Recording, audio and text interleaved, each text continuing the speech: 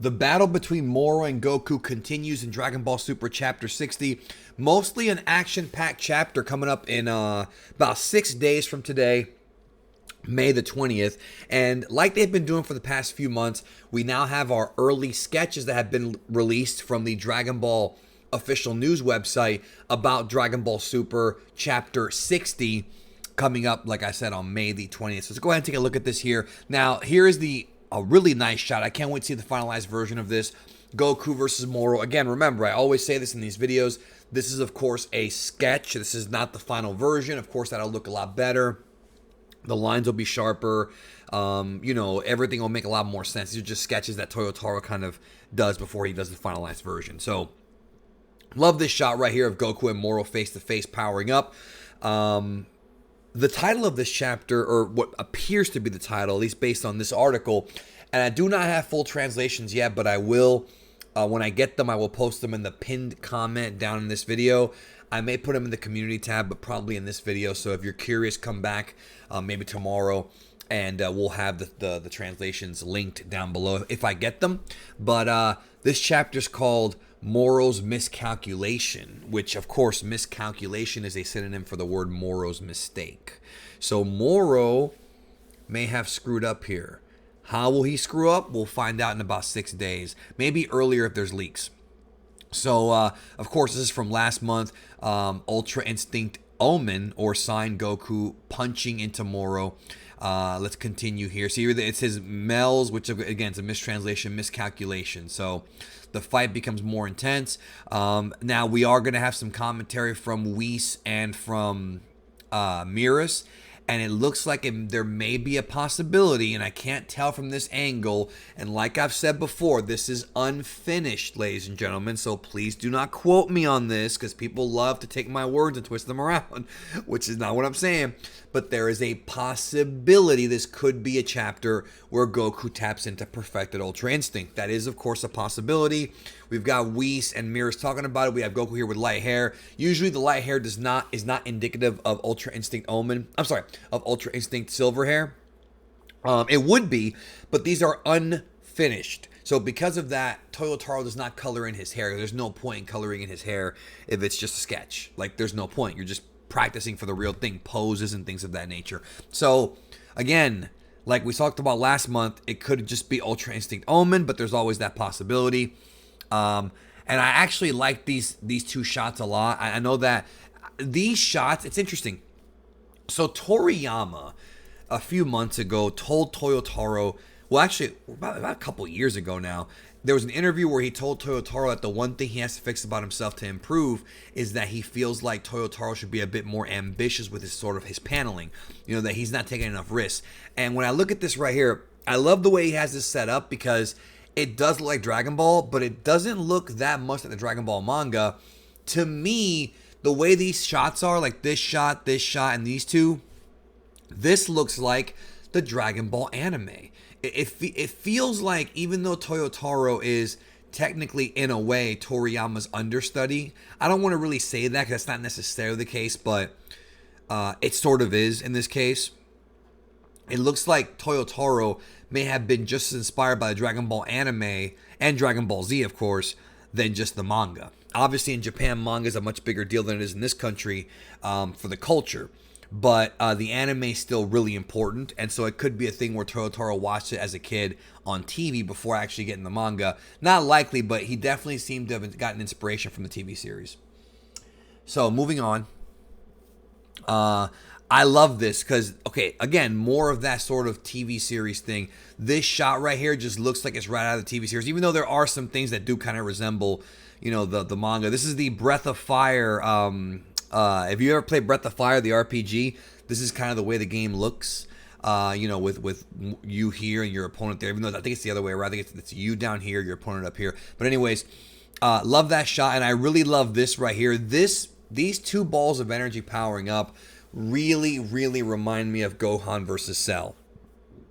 Right, when they're having their Kamehameha beam struggle before Gohan killed them.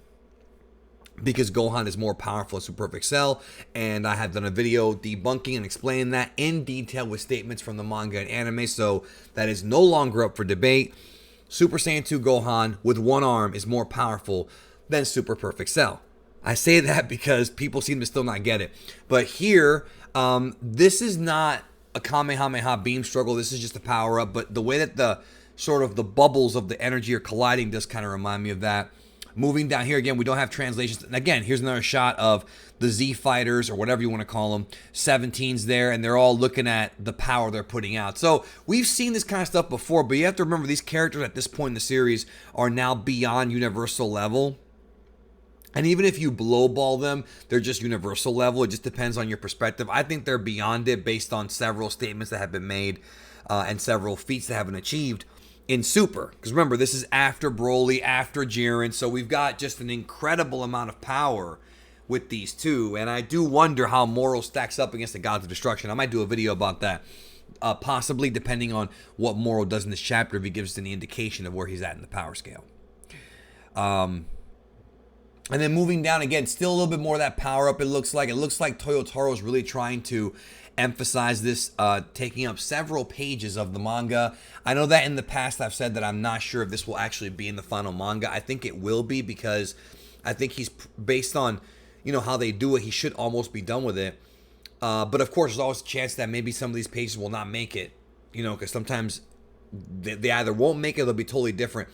But I don't think that's the case here. I think that all of this stuff will be in the manga. That's just my guess. Maybe I'm wrong, but based on what I've seen in the past few months, I think this is all going to be in there. But of course, finalized, better looking, you know, drawn in, and eventually colored, because we now do have Dragon Ball Super full color digital manga out, and I'm sure there will be a Dragon Ball Super full color manga coming out.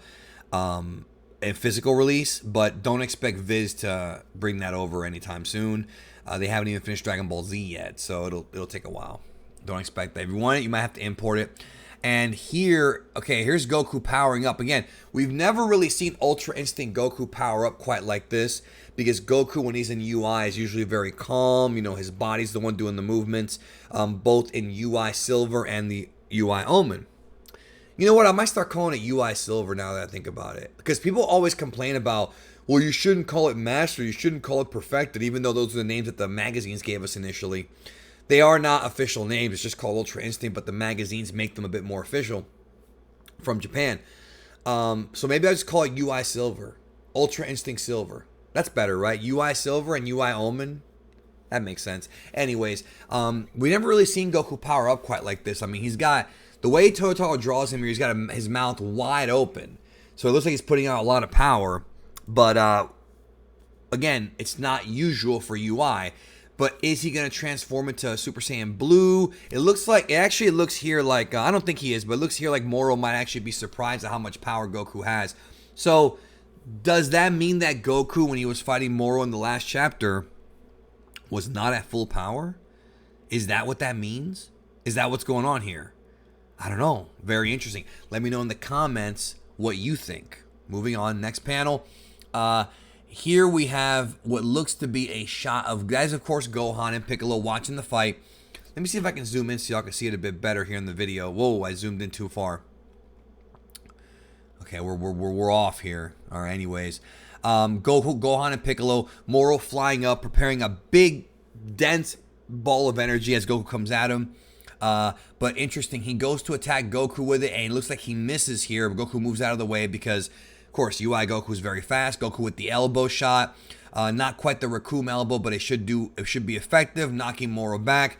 Goku, of course, coming in, lunging in, flying in, and connecting what appears to be like a boot to the stomach on some Finn Balor. You know, well, he uses 2 feet, but whatever. It's almost like a single kick right to Moro, knocking him down into the earth, or into the earth. Like, not the planet. Well, it is the planet Earth, but you know what I mean.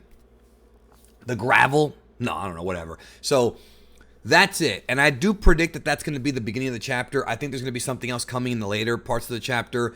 I think something will happen. Either Vegeta will show up, Majin Buu will show up. I have a video which I will link to on your screen momentarily, in just a few seconds, about Majin Buu's appearance and how they can bring him back into the story and fight Moro and actually defeat Moro. There's a way he can do it involving Goku and Vegeta. I will leave that link to that video there up from Aegis, who was on the video with me, We did it together here on the channel a few days ago. If you missed it, I'll link that. And of course, let me know what you think in the comments about this manga chapter.